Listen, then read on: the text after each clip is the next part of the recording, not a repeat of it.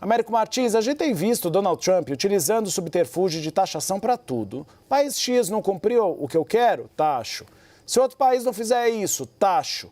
Você acha, na sua avaliação, Américo, que isso vai continuar sendo uma estratégia de Donald Trump? E até que ponto isso cansa um pouco? Porque se de fato ele não taxar, é uma ameaça, uma mera ameaça dele que não é cumprida e os outros países podem simplesmente achar que ele não vai levar adiante. É um instrumento que ele tem, né, Uribe, de tentar pressionar outros países por várias ações diferentes. Por princípio, essa questão de taxação de importações e exportações é uma questão econômica. Ela poderia ser colocada, por exemplo, em casos de abusos econômicos de determinados países. Por exemplo, se eles estiverem exportando produtos por valores abaixo do mercado, estiverem fazendo alguma espécie de dumping, por exemplo, algum tipo de manobra que baixe o seu valor das exportações. Isso é absolutamente legítimo, isso é regulamentado, inclusive, pela Organização Mundial do Comércio. Existem várias regras. Organização Mundial do Comércio que, por sinal, está completamente paralisada, muito por conta do abandono dos Estados Unidos àquele órgão internacional, que era um órgão, inclusive, que precisava agir por consenso e todos os países tinham o mesmo peso. Não como o Conselho de Segurança da ONU, por exemplo, onde existe poder de veto.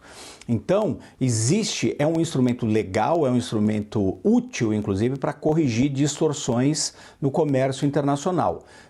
Mas é um abuso usar isso, é um abuso político, um abuso diplomático, usar isso para outros fins. Mas é um instrumento que o presidente Donald Trump tem e ele ameaça usar o tempo inteiro. Curiosamente, ele recuou. No caso da China, por exemplo, um grande país também, uma grande economia, uma das maiores economias do mundo, ele teve conversas com o presidente Xi Jinping da China e acabou recuando naquelas ameaças de que ele iria taxar os produtos chineses logo de saída, aí por questões de disputa geopolítica e econômica.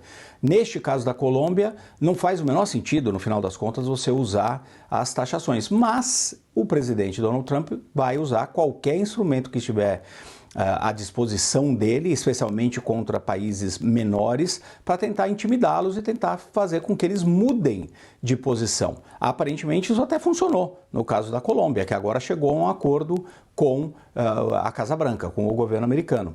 Na verdade, essa é uma missão para os diplomatas, né, Uribe? Negociarem as condições em que essas pessoas são deportadas dos Estados Unidos. Mais uma vez, Estados Unidos tem o direito de deportar as pessoas que estão ilegalmente no país. Os Estados Unidos também têm um problema grande de uma entrada ilegal de imigrantes nos últimos anos. Isso é um problema que precisa ser resolvido. Agora, existem várias formas disso ser resolvido, inclusive com diálogo com os outros países. Porque qual é a intenção do governo americano? Resolver o problema, reduzir o número de imigrantes ilegais e, portanto, reduzir a pressão no seu sistema de bem-estar social, que no caso dos Estados Unidos é muito falho, diga-se de passagem, estamos falando do país mais rico do mundo, ou é usar isso como um instrumento político? Essa é a grande questão.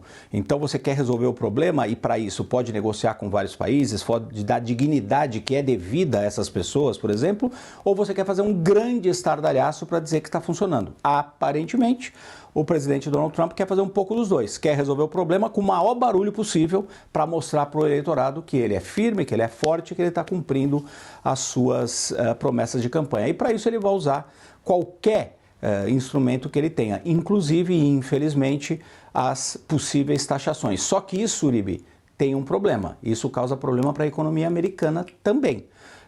Os Estados Unidos e a Colômbia têm um acordo de livre comércio, chegaram a cerca de 35 bilhões ali as exportações e importações, o comércio bilateral em 2023, e os Estados Unidos têm um superávit com a Colômbia, que também iria aumentar as taxas e, portanto, criar uma guerra comercial que não interessa a ninguém, especialmente neste momento da economia mundial. Então, seria bom algum assessor do Trump dar ali algum conselho para ele usar com moderação esse tipo de ameaça. Só que conhecendo o estilo do Donald Trump, ele vai fazer muito mais ameaça, Uribe.